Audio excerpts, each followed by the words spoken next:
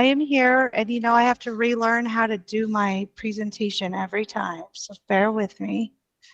It's great to see you all today. And as Charlie said, I literally cannot believe that it is the end of September. Um, so here we go. Hold on. Presenter. Present. Charlie, why do I always do this? Hold on. Here we go. Google Slides. Share. Slideshow. Go. Okay. There you go. Here Good we deal. are. Thank you for your patience. So today I wanted to give you a kind of brief update on E&E. Um, so we've gone through all of the applications. We received over 420. I don't remember the exact number. And so out of those, we've been able to make 132 eligible. You can see that we've granted almost $9 million in funding, that we have about 5.1 million remaining to grant. And remember that these amounts in the GAE include indirect to councils. So when we say we've granted those funds, it includes those indirects, and same with the remaining.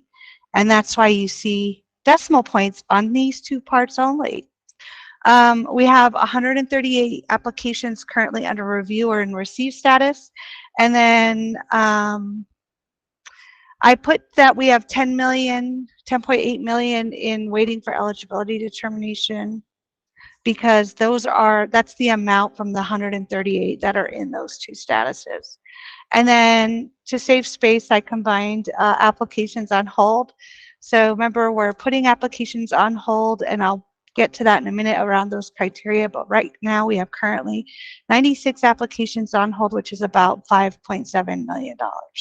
So that's the really high level overview. To talk about the on hold and all that piece, we have to remember that we have to follow the priorities of the legislation. I think you all know that we received more than double the amount of program funding in applications than we actually have funding for.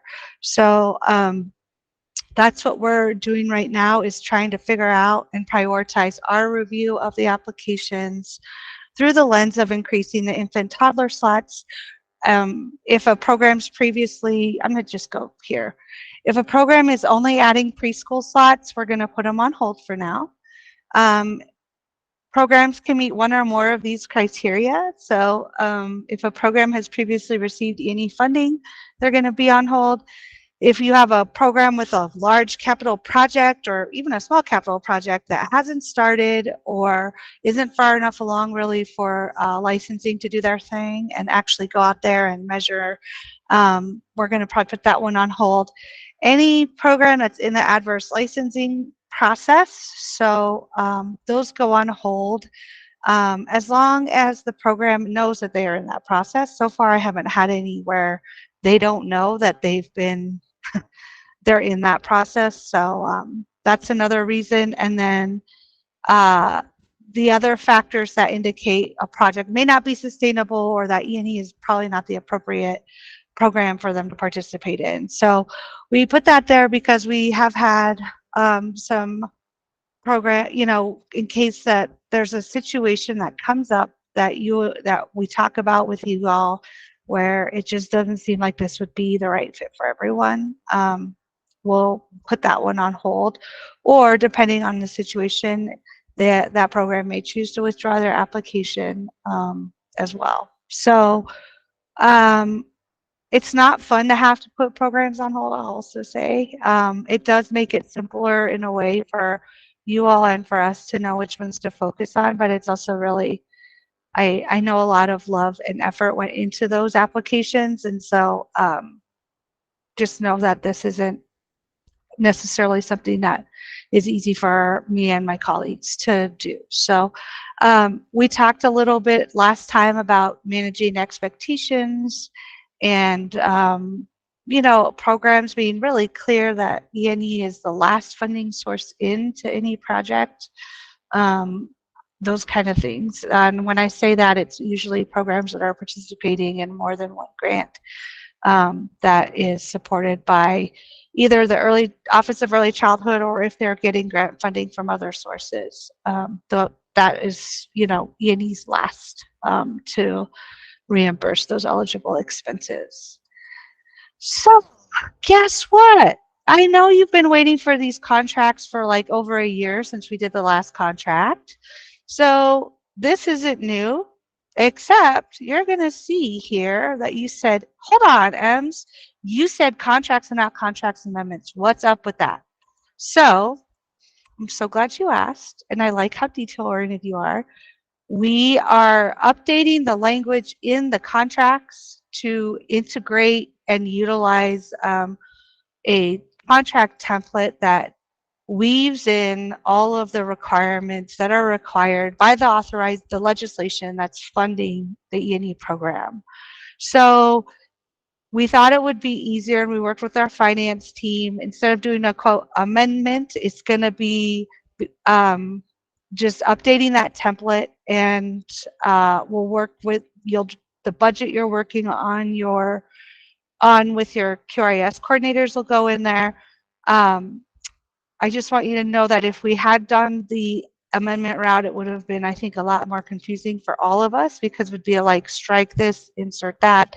And so using the SLFRF boilerplate template will make it simpler for everyone to understand and clarify what the expectations are as it relates to this legislation that funds our program. So one question you might have is, will you still be able to spend under the contract that you're in? And the answer is yes, you still will. And we won't have to do updated amended MOUs, because our team worked to create language, insert language in the MOUs that would extend their application if the spend down deadlines were moved. So you can check that out, or if you want to meet with me about that, no problem. Just come on over. So if you want to meet with me, in the my signature box is a place where you can say you want to set up a 30-minute meeting. So please feel free to do that about this or anything else. So you're like, cool, I got it. We're doing a different boilerplate template. What am I going to do? What's my next steps? So you're going to continue to work with Charlie, Lilith, or Michelle on your base budget. For those of you that turned it in, we are having to double check the number of months that the contract budget is. So that's 49 months. And that's because, remember, we didn't execute most of these contracts until November or December of 2022. So that's why it's that funky number. It's going out over that entire time. That allows you all to spend down your base funds through 2026. And Charlie. Yeah, I know I've been working with a lot of ECCs on getting these budgets, and I think I need to fess up that I have been giving out wrong information due to my just my math ability, that I told some folks that we needed the contracts to be 50 months, but really it's 49 months. So if I need a corrected contract, then or a corrected budget, I'll be reaching out to you individually in the next few days, but it's likely if you submitted with 50 or 51 months, that we are going to have to change that to under 49 months, just because there isn't 50 months on this actual contract at this point. So thanks, Charlie. yes, I'm sorry. Accountability here. I appreciate it, and I think we all know we are all doing the best that we can with the information we have. So I also think not that to make light of have the time and effort you and our ECC partners have put into this, I feel like it wouldn't be a contract process with us without some change in the middle of it. So thank you for all that you and everyone here has done to support this, because it'll be good in the long run. And we will also be updating contracts again once we've allocated all of the funding for E&E through the E&E making those applications eligible. So that's when we'll be able to finalize the base funding and all of that. So I say that because we're learning a lot in this process. We'll carry that when we have to do the final E&E amendment. That might change about a year. So don't worry about that right now. Can I add on to that real quick? Because I've heard a question from a few councils, what if we don't have any current E&E projects, or what if we just have some and they haven't been approved and they don't get approved? Are we still able to spend down on these base funds for recruitment or what have you? And the answer is yes. And if you don't think that you're going to be able to spend down the funding, that's totally okay, because like Emily said, we are going to be redistributing the funding after about a year or so.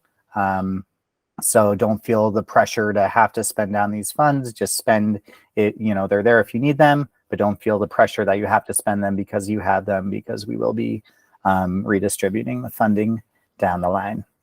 Yes, just the base funding. Just the base So, funding. Yes, base. That's base.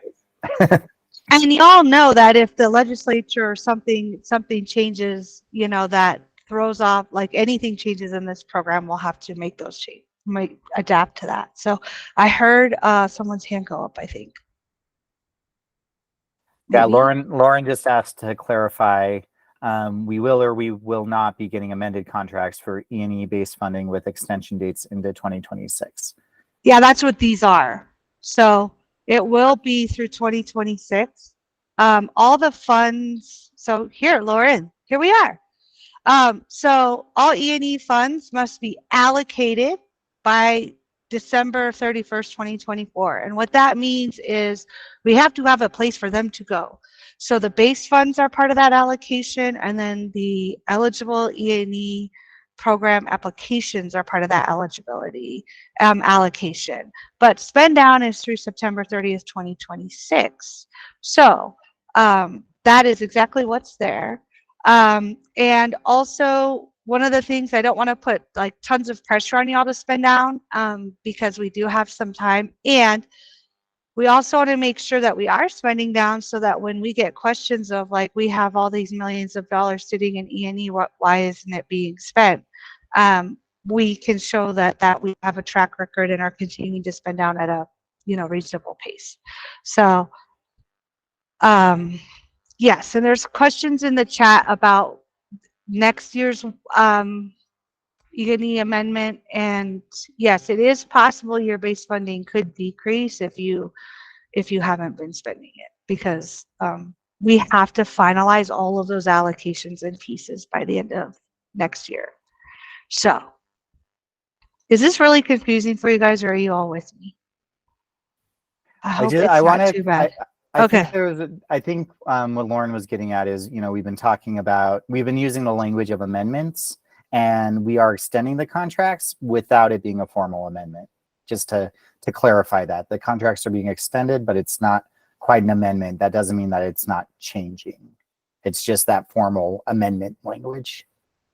Yeah, because if we amended it, we'd have to use, it would be confusing because we'd have to strike language and then insert language. And this way, all the language is the way we need it to be for SLFRF. And we don't have that really cool addendum that I know Stacey Petty loved so much. I remember your email, you're like, Emily, wow, that was dry. So yeah, this contract will also be dry because that's the nature of contracting language, but it'll be really clear around how SLFRF is different than anything we've ever had to deal with. And so some of it's the same, some of it's different. One of the big things that we wanted to remind you of, and that is in your current contracts, but also just want to be really clear, is that this funding they have a mandatory 5-year document retention period, which is different than what we normally have by about 2 years. And then also the SLFRF legislation is super clear that 20% of the funds will be audited. So just, if an audit comes your way, it's not because of anything other than it's required by the legislation. So just know that there'll be, I would just plan that you are one chosen, and then if you miss out on that opportunity, it's going to be okay too. So SLFRF stands for State and Local Federal Recovery Fund, I think. And it's in I want to say it's in the ARPA legislation, but I can get that to you if you want, Diane. So also, Charlie clarified in the chat that we're not clawing back any funds that you've spent through the amendments. That would, an audit is probably a way, if there was something that was spent that was not appropriate, that would be asked for back, but it'd be through the auditing activity around spent funds, not through the contract amendment process. So does that help? Yeah, no, it's cool, Diane. We all love to speak in acronyms, and remember that it's okay to ask anytime, because we always joke that it's Smurf instead of Slurf. That's why we had a Smurf in these slides. So I was teasing Bonnie that she might, because she's the queen of all knowledge of Slurf on our team, and I was thinking she might want to be a Smurf for Halloween, and her baby could be a baby Smurf. Wouldn't that be so cute? Okay. So I want to remind you all about the vendor. They're missing you. So when you're in these like weird conversations about like capital projects and construction and stuff, just send it to them. Okay, they would love to hear from you.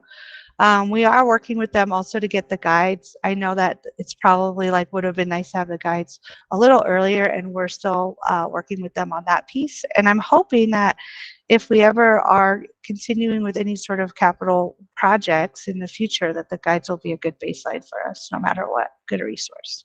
Okay.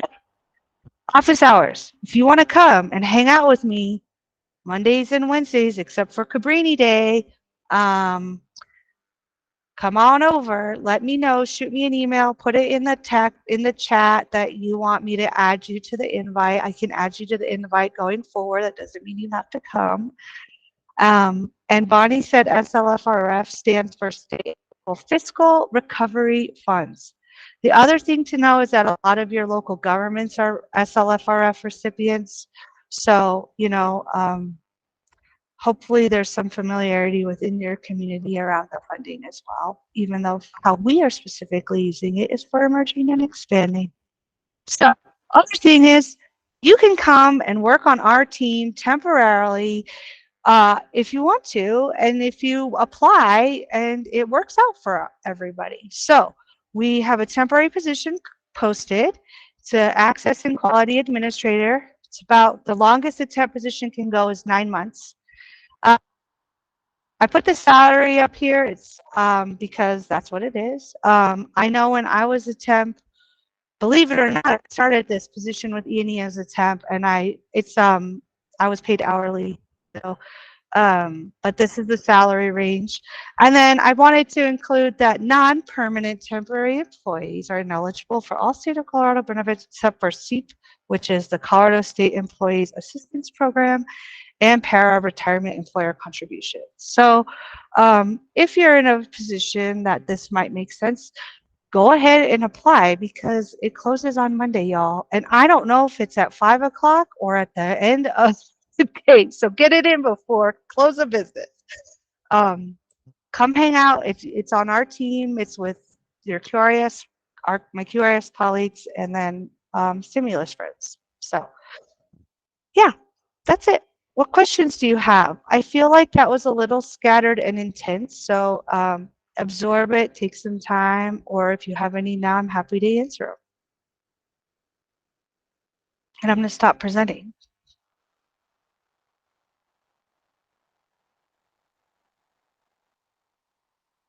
Cool. The other thing I want to add is that if you have an eligible E&E application and they're not going to fully spend down, just let me know, send me an email and your QRIS coordinator, and we can update Salesforce so that money goes back into the JE. I know sometimes not, the projects or the purchases don't go as planned. Lilith posted the link to the temp position in the chat. So if you're interested in that, like I said, we'd love to have you. And yeah, you can also do all E&E all the time. So, all right. I'm here until about 2:35. So if anything comes up, don't hesitate to shoot it over in the chat. Have a great day, everyone. Thank you, Emily. Cool. Yes, scattered and intense. This is the name of the game. So now we have SSBI updates. Kristen, you're there. Hi, Marika. Cool. Hi. So this is Nami Basine. I'm the preschool development grant birth through 5 grant administrator. Kristen is my direct supervisor, and she is currently on her honeymoon actually in Italy. So we're going to be saving her updates, specifically her updates for the next meeting, and hopefully she'll sneak in some slides of pictures of stuff she did that was beautiful and fun in Italy. And probably pictures of food, but I have been at the CDEC since June, and this is my first time making it to this meeting, and I'm really glad to be here and be able to get to know you all and observe this meeting. And hopefully I'll be presenting in the future. Given that I haven't actually been to one of these meetings before, it felt like it'd be a little silly for me to start presenting today, because I don't really know what happens here or understand most of what you're talking about yet. So Megan and Marika have very thoughtfully offered to share the slides and updates that they have. So thank you to both of them, and thank you all again for being so welcoming. And I look forward to getting to know all of you and working with you all. Thanks, Nami. Yes, so I actually find it pretty funny that we have more time today and we don't have Kristen here, because usually our slides, we are like barreling through them and you all are like, oh my gosh, what the heck just happened? So today is going to feel hopefully less chaotic than it usually does. So I just have one quick update, and then Marika has a number of updates for the projects that she manages. So once again, hello, it's good to see you all. My name is Megan LeClaire. I'm one of the program access administrators on the State Systems Building Initiatives unit at CDEC. And I'm here today to talk about a new resource that just made it through CDEC clearance. So Marika's going to drop some links into the chat. But this is a resource that you all can use and share with licensed providers and anybody that you work with that cares for children. This is going to be going out in the next newsletters and such, so you'll see it again. But this is the first place I've been able to share it because it just went through clearance like 2 days ago. So I'm really excited.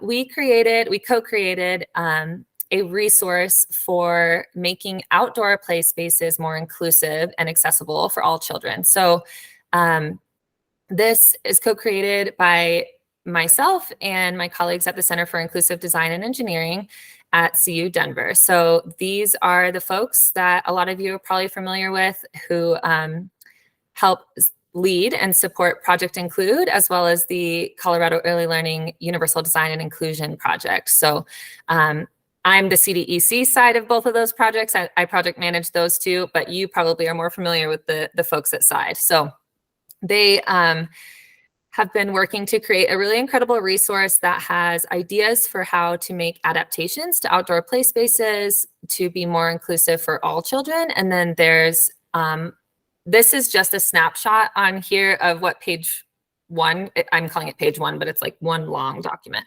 I didn't include the bottom section on these little snapshots, but you will see in the links that Marika put in the chat that we have an English version and a Spanish version, and the full document includes some resources and links to funding opportunities to help you kind of create more inclusive spaces outdoor in outdoor areas. And there's a lot of new recommendations coming out all the time. So I also included the link to the Project Include website, so you can always go there. And these links are just Google PDF links, but these will eventually also be on the Project Include website. So I wanted to make sure you had that website as well. So please feel free to share this with whoever you think could benefit from it. But we are really excited to have yet another resource to help children of all abilities, and especially those with delays and disabilities. So please reach out to me with any questions, but thanks for your time, and I'll kick it over to Marika. Thank you, Megan. So we've talked this summer quite a bit about the local organizational capacity virtual trainings and the in-person convenings. The title on the slide is a little incorrect, but we're going to give you just a quick local organizational capacity regional convenings by the numbers. So we had 4 regional in-person convenings this summer in Glenwood Springs, Durango, Pueblo, and Greeley. And this really was the highlight of our summer, to get to visit these regions in Colorado and meet local teams. So we started this summer in June in Glenwood Springs with 1 team. And we've talked about this before, but the timeline for that application window was pretty rushed with contracting processes. So we were so happy to have our small but mighty convening in Glenwood Springs in June. 6 local organizations were part of that 1 team. And we had wonderful 2 beautiful days in Glenwood Springs. In July, we went to Durango, and there we had 4 teams. And within those 4 teams, we had 17 local organizations. And in Pueblo in August, we again had 4 teams. And within those 4 teams, there were 15 local organizations. And we just completed our final and 4th event in Greeley this month. We had 5 teams and 28 local organizations within those teams. So we had a total of 66 local organizations who were part of this work, and the regional convening was just the beginning of this work. Now all these teams went back to their communities, and they're beginning to plan on how they will support families with infants and toddlers in their communities. So that's an amazing, important space that we wanted to support with the PDG planning grant. And we also wanted to quickly highlight that out of the 64 counties in Colorado, 19 counties have been represented in these convenings. So this has just been, like I said, a highlight of our summer, and we're so happy to continue to support these local teams as they move forward in their planning work. And we have 1 more virtual training in this local organizational capacity work coming up in October.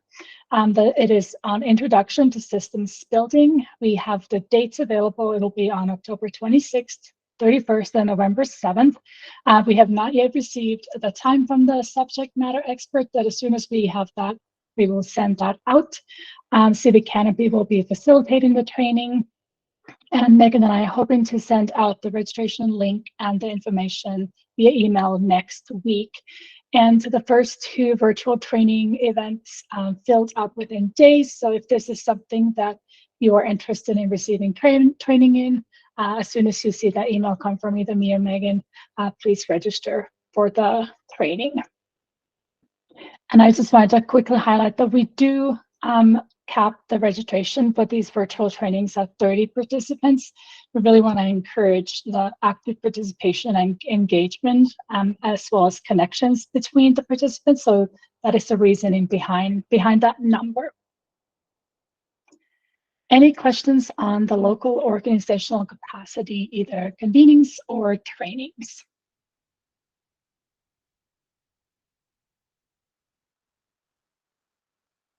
All right.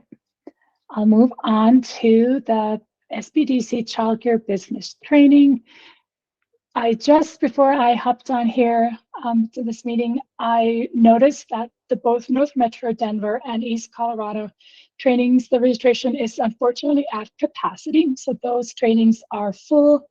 We have a Spanish language home-based provider business training starting next week. Last I checked, there were 14 seats available in that training. And we also have a Mastering Your Financials for Childcare Providers training coming in Spanish in November. I don't have the link for that yet, but as soon as the SBDC sends me the information, we'll start marketing that. And then the funding for this work is currently stimulus funded. So we have funding until June 30th of 2024, and the SBDCs are working on their spring 2024 schedules. So as soon as we have information on those trainings, we'll get that out to you as well. Then I have a very exciting news. We are finally able to publish our updated childcare business guides. If you remember, these guides were first published in July of 2022. The development for these started in 2020 with lots of brainstorming and background work and focus groups. The basis for this work was from the Colorado Shines Brighter Needs Assessment that had identified a need for increasing knowledge and support around childcare licensing and offering essential business supports to childcare providers who are also often small business owners.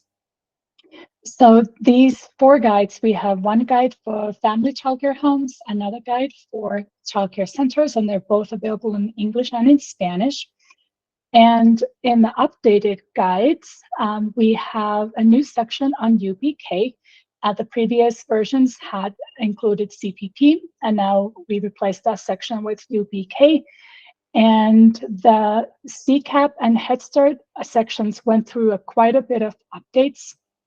The experts here at CDEC in those areas did a lot of revisions in those sections. So please go back in there and take a look at what new information has been added. And then also lots of new and updated information and resources, for example, on the family program, health insurance, retirement, grants, and licensing. And there's also new information on background checks. So all of these guides are an amazing resource to childcare providers on anything business related. When Megan and I reviewed the links for these guides, there's over 200 links included in both of the guides. So they are an amazing source of information. And just a few reminders. So these guides are only available in online format just because there are so many resources and links in the guides. I've heard some people have printed them out just for their own preference, but we do prefer that you use the online version so that you can access those links in the guides. And thank you, Megan, for dropping that link. So if I'll share this slide deck with Charlie in the previous slides, there's links in each of those images of the guides, but we also recommend that you visit the CDEC website. And the path is for providers, then there's support, resources, and guides. And then the childcare business guides are, I believe, the 7th text box from the top. And all these 4 guides live in that link. And we also have a form that is, thank you, Megan, that is for you as you go through the guides and you see maybe a broken link or something that needs to be updated or a link is not working. You can use this form to provide us feedback and page numbers on where you saw that something wasn't working. And then our intention is to make updates to these guides at minimum annually. And this means like a big comprehensive update that we just went through. But it's pretty easy for us to go in on the back end to update broken links or anything else that you see that needs to be changed. And we also have an email list for folks who want to sign up to receive the most recent versions. And if you have signed up for this list, but you haven't yet received these, it's because this meeting is the launch of the updated guide. So you are all the first ones to know and receive these new links. So any questions on the childcare business guides, business training, anything related to LOC events?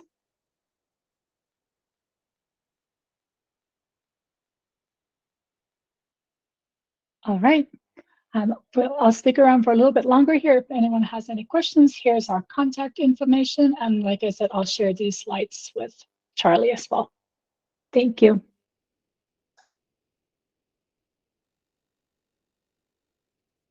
Thank you so much, Marika. Megan, do you have anything to add? Nope, I'm just gonna put our email addresses in the chat, even though you will also receive those in another format, but just in case it's helpful. Otherwise, thank you so much for having us. We're going to pop off, but email us if you need anything else. Awesome. Thank you as always. So many awesome new resources. We're excited. Well, putting your emails in the agenda as well. All right. Maria, I know you're there. I know you're there somewhere. There you are. Cool. It is our turn. I can share the slides if you'd like. Thanks, Charlie. Okay.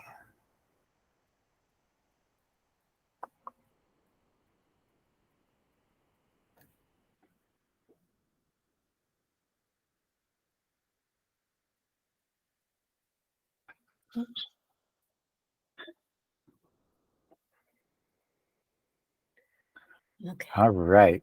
And Maria, do you want to give like just a little bit of context? Yeah. Hi, I'm Maria Dolan. I'm the Director of Quality Assessment Services at Clayton Early Learning.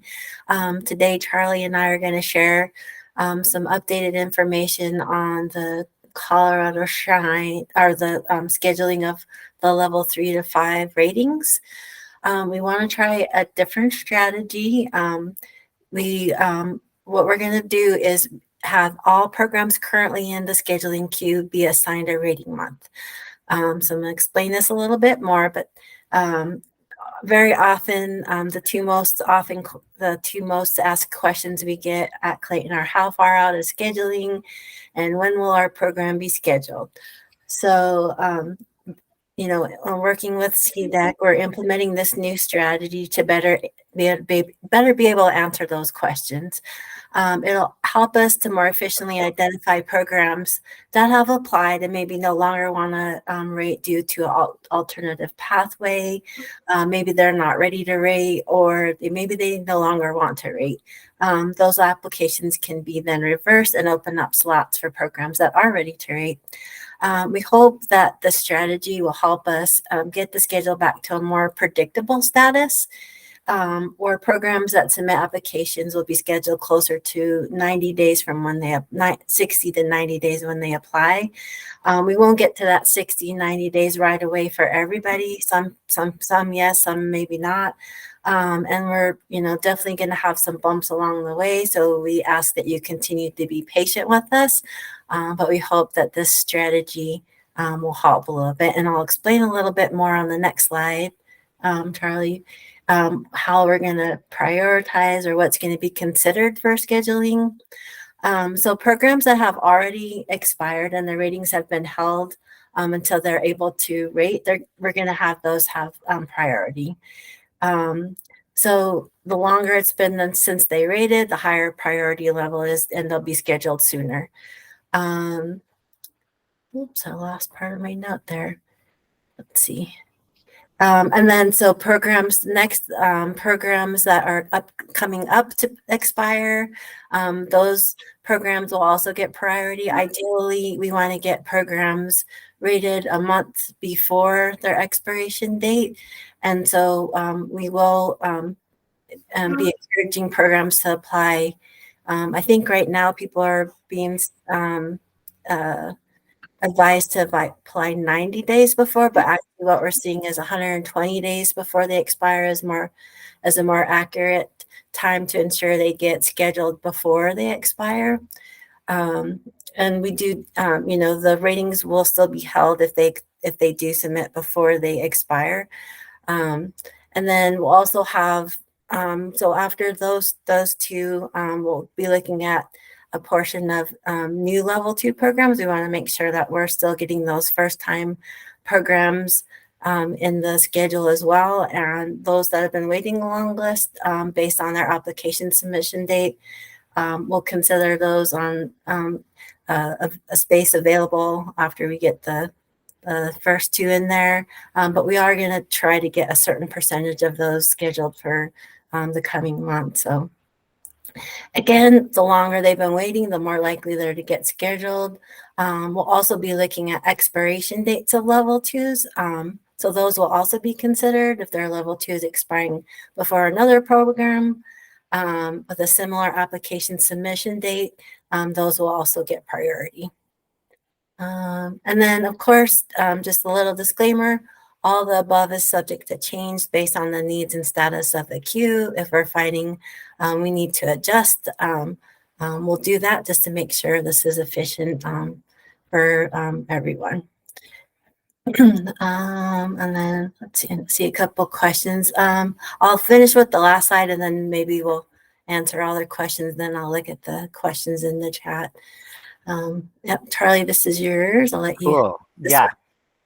So just to how to support your programs, and then Kristen, we can talk about timelines. So you are able to run rating reports for each month in Salesforce. So if you're wondering, like, what programs do I have that are rating in November? You can run those reports. Contact our help desk if you need support with that. Work with programs if they are unsure about pushing the buttons. Work with them until they feel confident. So we want programs to apply for an L3 to 5 rating if they are ready to go through the L3 to 5 rating, not if they think they might be ready in 6 months or, after some turbulence, they should be ready. We want, if this is going to work the way we intend it to, then programs really have to feel ready to go through the rating before they apply to be rated. Obviously, things happen and life happens and crazy stuff happens, and we want to be accommodating of that. But just in general, if it's a new program or a new director and, they think they might be ready in 6 months, I would wait a few months until they know they'll be ready to have them apply. And also just make sure that programs are applying before their expiration. Currently the way we have it, programs will not expire as long as they apply before their expiration date. And that's kind of the system we had in place due to COVID and extensions there. But we are, we're working back to what the system was before. So if at all possible, please have programs apply in advance of them expiring and not wait until like the day before they expire. So that way we can put them in the queue appropriately. I think. Yeah, and yeah, this first part of the slide is just kind of reiterating what Charlie said, just reminding those expiring programs to submit their application. The reason for this is one of the biggest challenges is to know when we're scheduling is to know whether we need to hold a spot for those programs that are expiring. If they haven't submitted their application, we can't schedule them. So it becomes a guessing games, and a lot of times that could tie up spots for other programs. So just want to reiterate that if they do intend to rate before they expire, to make sure they get those applications submitted. 120 days is the optimal time to do that. And that will really help us out. The second biggest challenge we have is when programs notify us late, when they no longer or can't rate during their scheduled month. Often we're notified too late to get another program, which then that kind of perpetuates the backlog. So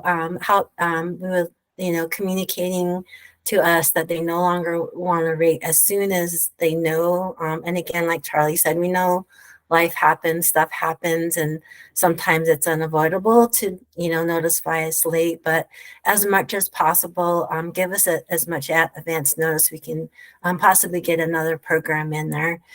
And then other communication that's helpful for us is to notify us when there's a program that's requesting a re-rate, and that would be they rated and they want to work on improving their rating, but they're going to do that before their 3-year expiration date. All programs qualify for this one time within a 3-year period. So if they do plan to do that, they can shoot us an email and say, hey, this program wants to re-rate. Otherwise, they'll kind of get lost in the shuffle, and we'll see like they have a really late expiration date, so they may get pushed to the bottom. But if we know they're getting ready to rate, we might be able to expedite that process for them. Let's see.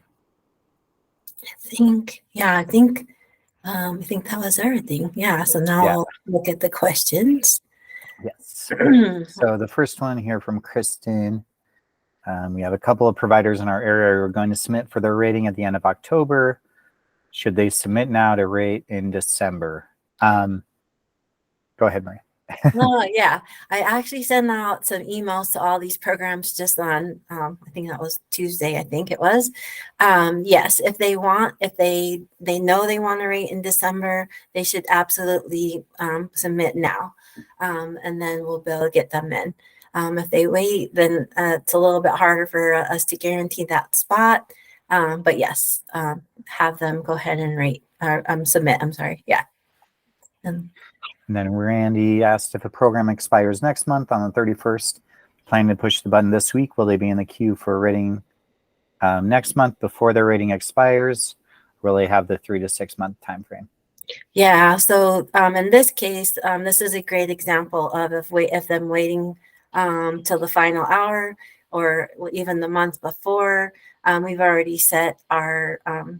They would have had to rate this month, and obviously we're already halfway through this month, so they can submit, and then we'll based on their expiration date, based on the priorities we talked about earlier, we'll get them scheduled, and then don't have a timeline when we're going to get all these months in, but we plan to get that done soon. So regardless if they submit, we'll get them a scheduled month. So it just it's not going to be before they expire. Cool. And yeah, going forward, if they are going to be expiring at the end of a certain month, try to have them apply, 3 months before that. Mm-hmm. Yeah. And even 4 months is even better. Yeah. Yeah. Yeah. And then Julia asked if we're reaching out and asking about this, will you be as well? I'm going to try to minimize the amount of contacts providers are getting so they do not get overwhelmed. Yes. Yes. Yes. Mm-hmm. So yeah, we will be reaching out as well. So I would just, if you were going to reach out, if you wanted to double check, you can always reach out to the Clayton or me, and we can let you know what communication has gone out. Yeah. And then what do you recommend a program submit if they don't want to rate on their expiration anniversary month, but rather later than that month?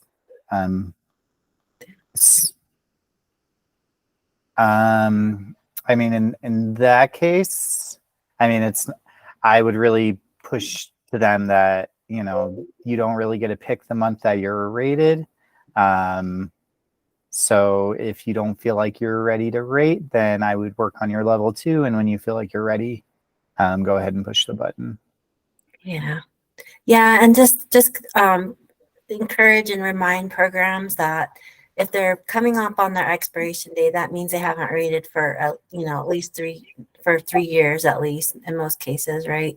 And so if we want to, maintain the quality as close to that expiration date is when they should rate. Like Charlie said, if they don't feel like they're ready, they should, reverse and just wait until they're ready. Any other questions? So yes, I don't expect this to be, it's not going to be like turning off a light. But our queue is definitely, I think we did a really great job of helping programs during the pandemic and then making sure everything was equitable and keeping the ratings going without forcing folks to do virtual ratings and things like that. But we really do want this to get back to the system it used to be. And the other thing that we might be doing is, looking at extensions a little more closely. So if a program does need an extension because they have new staff or what have you, we might be scrutinizing those cases a little more closely just to make sure that we are able to get programs in the queue because, we have a lot of programs that are waiting on ratings and we want to make sure that everyone can get them.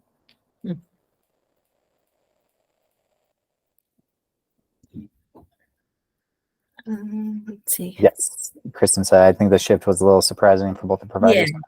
And yeah, and it only went out to those January programs. So I don't think my emails caused like a massive panic out there. Just those few. And that part of it, that's always been a strategy of ours. So trying to get programs in before they expire is really not a new strategy. Maybe the communication directly for me that they got Tuesday was maybe a little different. So yeah, but I appreciate the comment. Yeah, I totally understand that. Yeah, and I actually looked at the email template. It does say 90, so I understand where that's coming from. So we'll be looking at that email template to see if that needs to be adjusted to 120. So yeah. And as always, just keep your communication open. You know, every program is different, just like Yeah. every child is different. And so we know that, you know, we're going to be working with you on this. Yeah. Yes. Thanks, Kristen. So do Yeah. we do too. Our queue has gotten out of hand. It's like Mhm. being at Disneyland on Christmas Day or something. Yeah. Wild. Yeah, this is an all effort to make it more efficient for everybody and more predictable and stable. And yeah, so. Cool. All right. Well, yeah, the presentation is in the agenda, and you know how to get a hold of Maria and myself if you have questions. Thanks for joining, Maria. Yeah, thank you, everybody. I'll stay on a little while in case anyone has any additional questions. So thank you, Cool. everybody. Yeah. Oh, Maria, one more thing. Yeah. If folks do have scheduling issues, I don't know if we've made the announcement that that you're kind of the interim data person. If you want to speak on that. Well, yeah. So we are in a transition period. So some of you became familiar with Tracy Crowell. Unfortunately, if you haven't already heard, she has moved on to another position. So we're in the hiring phase. We should be making an announcement soon about the new person, but in the interim, any questions that you would have normally sent to our data manager, aka Tracy, some of you might still remember Josh, or reaching out to Josh, you can send those questions to me. And then once we announce our new data manager, we'll make sure you have that person's contact information. So I'm your person until then. Cool. Thanks, Charlie. Yes, thank you. Hopefully most of us remember Josh. It's only been a couple months. Yeah, it hasn't been that long, but yeah. So Yeah. much has happened. Yeah, I Cool. know. But yeah, kind of a quick turnaround. So yeah. All right, awesome, cool. And Leah, I see you there. You ready to rock? I'm so ready to rock. Cool. All right, I'll stop presenting so you can. Thanks. So, hello, everybody. Just a quick update from the EQ initiatives. We've had a little bit going on. First thing being, Eva had her baby. So, Akota Matthew joined us 3 weeks ago tomorrow, and Eva's doing great, and so is her baby boy. She's getting all the hugs and snuggles she can, and she very much appreciates all the love you've been sending her way. So, thank you for that. Quinny is loving being a big sister. That's pretty great to see. So there we go. That's the good stuff, right? Do we really need to talk about anything else? We are having just a little bit of council information. We appreciate everybody who has submitted your invoices and your patience with us while Eva's gone. I know some people have been like, wait, we've got questions about this. And so we're working hard to get you routed to the right place when you have invoicing questions so that you get the answers you need. We are working on streamlining our processes internally, and so that might mean a few changes on your end, but we promise we will give you notice before that happens and let you know.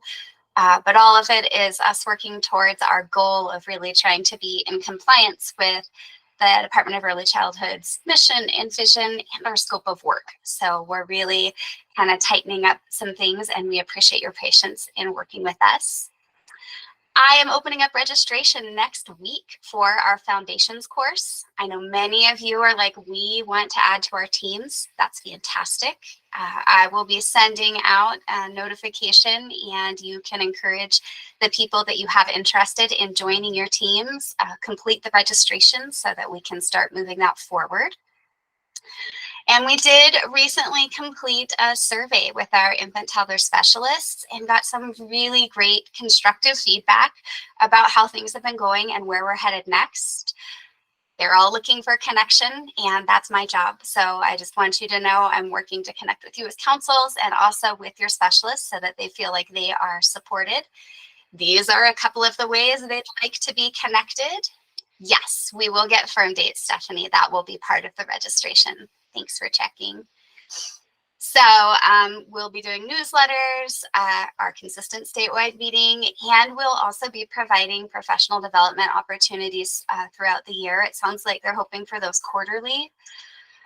Immediately, what we're hearing is a big need, though, is support and implementation for how do we do this revised curriculum. So we will be starting office hours again in October, and our first couple hours of office hours will be focused on the curriculum revisions and how do we support your specialists in replicating what we've created.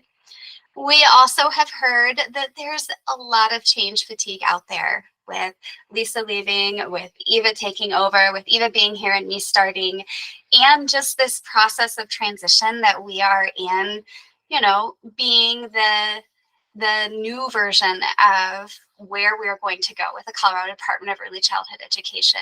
And so we just really want to stress that we hear that, and we are trying so hard to just meet your needs and your specialist needs as best as we can and navigate this. So we really appreciate your patience.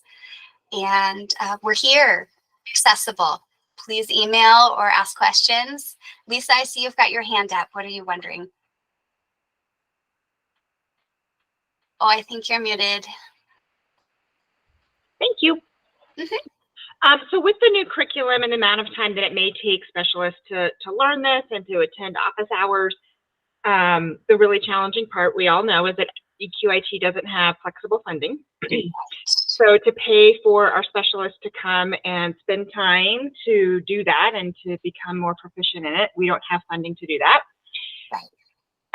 Is there any option for considering funding, since it is a GAE, that can pay for their time to go through this professional development piece? You know, that's a great question, and it's a conversation we're having. Unfortunately, I'm not the funding person, so I'm not the one to answer the question. What I can tell you is we keep talking about it and we're looking at it. I'm hoping maybe one of the strategies can be that we can partner with PDIS and get credit for attending the office hours, but we have to set that up before the office hours start. So that we can at least be tracking their attendance out that way, like the same way that they do with like the coaching community of practice. Because I agree, it's a big ask and we want to make sure of that. Also, I will ask funding people and see what ideas and suggestions that they have. I still facilitate EQIT, and I agree. I spend a lot more time preparing and prepping and doing this, and I want to make sure that we are compensating our specialists appropriately. So yeah. I want you to know it's on my radar. Yeah, and I mean, I think every year I hear that towards the end there's money left over and people are submitting requests to like how to spend that. And instead of being reactive, can we just be proactive and know that we're going to have money left over every year like we always do and pay our specialists to actually attend training versus, I mean, a certificate's great, but if I can't pay them to be there, I don't really know that a certificate means much. Okay. Yeah. And those are the things, that's the beauty of me being new, right? I can ask these questions and find it out. And hopefully I can bring back some good answers for you in October. Yeah. And please know my request is not because I think you're doing, you know, it's more just like I think EQIT has always been underfunded and it's frustrating to continue to have it be underfunded. So we just advocate for it every time we can. Yes. So we'll look into that. Thank you. Thank you for bringing that here. That was in my notes. And so I'm really glad you're saying it out loud and we can keep coming back to it and make some changes. Thank you. You're welcome. Did I miss anything else in the chat?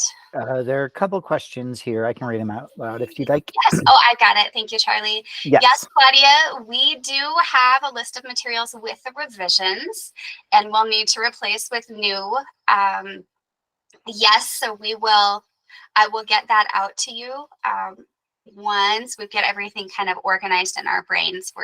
We're still looking at where we're going to house all of the EQ information, but I can get you a list so that they can start working on things. Your instructors should have in their instructor manuals, there is all of that information. So if there are things they need to print out or things they need to make, it is in there, but I will get you one list that has all the things. One list to rule them all. Lisa, I have no idea about funding, but I will ask and we will see what we can do. And so when you're saying an EQIT specialist, do you mean like an infant toddler specialist? So going Yes. through the foundations Yes, course? if we're doing, if E&E is focusing at really supporting our infant and toddler Right. availability, et cetera, then can we not consider using the base funding for E&E that we have access to towards supporting some of the hours that Lisa Jansen Thompson was just talking about? Right, right. Yeah, So excellent. was hoping somebody on the call might have a thought on whether that was something that needed further research or whether it was a possibility or an absolute no.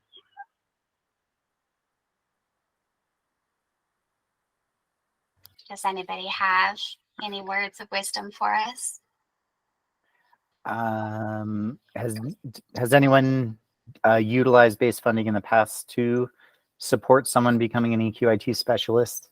I think that I don't know that until today and just the sequence of the presentations that and Lisa's question, that it made me think, well, what are our other options given the limitations that we have? And for ourselves, E&E might be one of the easiest places for us to find funding given some adjustments that could be made, but I certainly wouldn't do that if that was not okay. Yeah, I would if I could. the question really is E&E funding, base funding, only allowed to be used to support people in the E&E project who are like helping them with their budget, helping them with applications, helping them ensure their materials got delivered? Like, is that the only purpose of the E&E base funding? I do think that that is kind of the question here as well. JC, did you have something to add? Yeah, we have for the last several years used some of our Buell funding to help fill some gaps with EQIT funding. For us, it's been more specific to filling the gap between what we can charge or what we've been able to charge for teaching before and what our coaches were being paid. But I would think that that would also lend itself to using some funding through Buell to help with some of these costs too. So that's how we've been filling gaps with EQ. And I agree with that. I mean, we do too, but I think at some point it's like, how is it that the state continues to require a program that they don't fully fund? Totally agree. Right, right.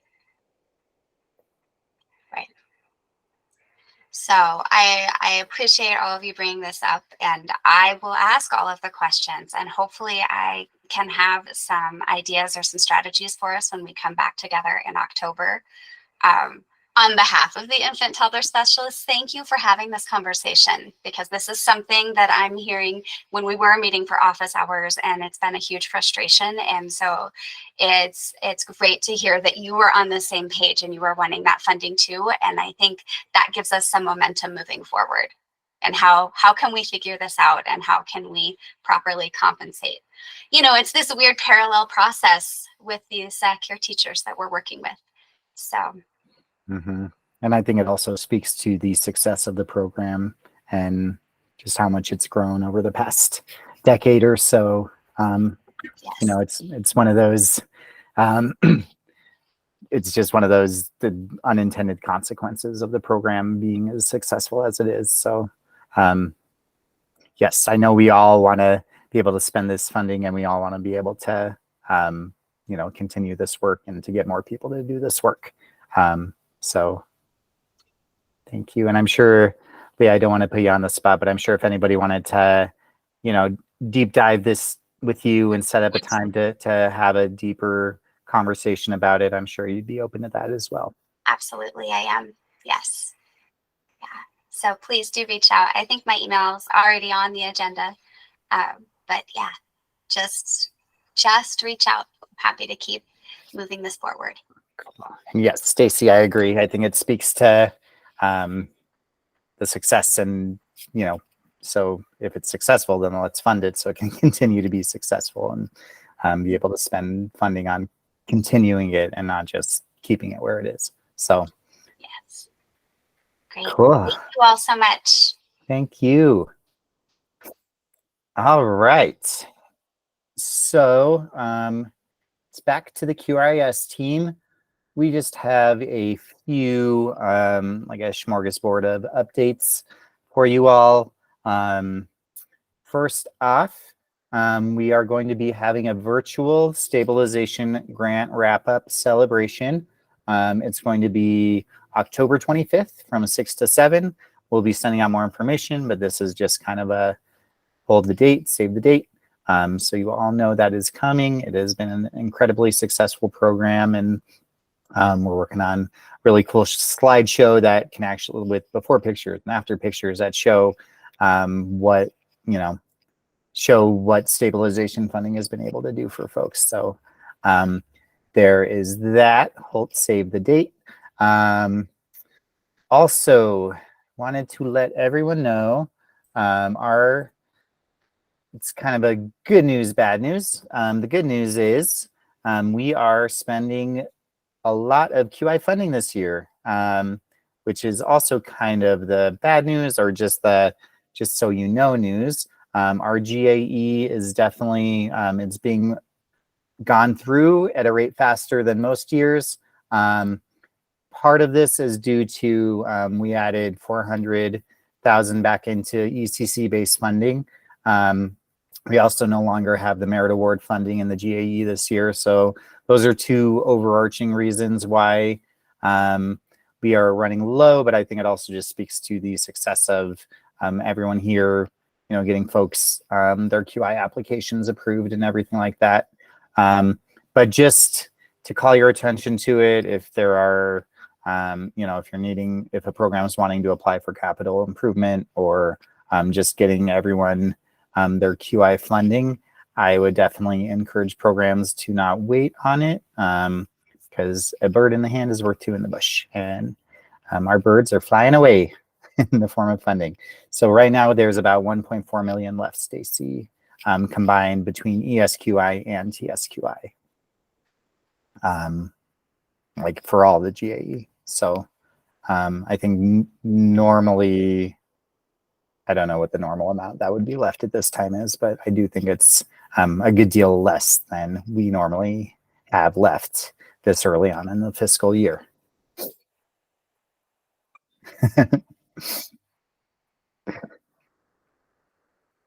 And then Lilith, you're going to talk to us a little bit about after pictures. Yes. Oh God. And so is my son.